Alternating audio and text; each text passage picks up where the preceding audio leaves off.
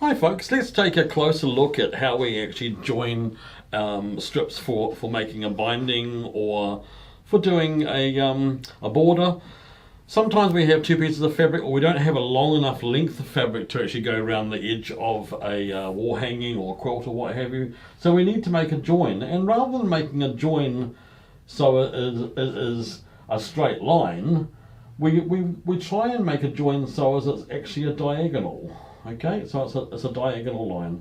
That means that when the border is put on or when the binding is used, all the bulk doesn't end up in one place. And that's really, really important. We don't want a huge lump when we're coming to stitch our bindings on. For a border, it doesn't matter quite so much. Sometimes when you're trying to match a pattern, you need to actually make a straight line join. But on the whole, we generally make a angled join. So what we do is we have our right sides together, so like this, so, and they're at a right angle on each other, so right side, and so as we know where our start and stop points are, we quite often will have a 1/4 of an inch overhanging here and a 1/4 of an inch overhanging there. So at both these sides we have a 1/4 of an inch hanging, and that is so as that when we're stitching, let's just put some pins in.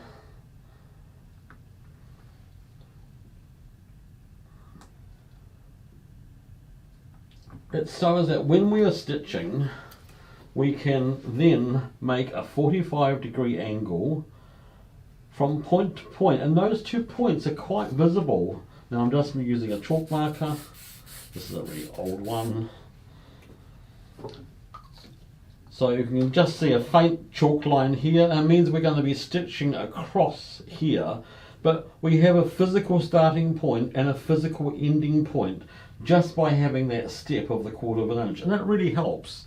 I mean, when I was learnt to do this, we made sure that we were totally square and we didn't know where we were starting, we didn't know where we were finishing. This is a much simpler way. So what happens is that we stitch across here, and I'll just show you what we've done. We've stitched across, and as you can see, starting and finishing quite defined, and when that opens out, it's a nice straight line. It's straight through here and it's straight through here, so as that you've got no steps on the outside edge of the strip. So what we do then is we go to our cutting board and we just trim.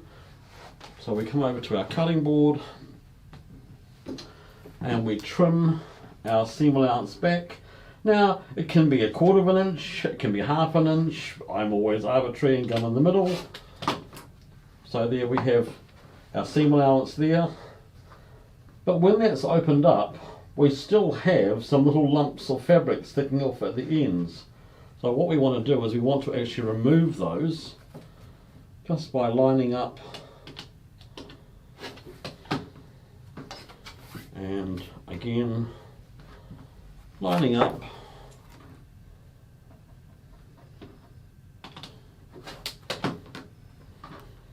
And then we'll just press that seam open. Some people just finger press that. I like to actually physically press that. And as you can see, our lines are lovely and parallel. We don't have any steps or juts.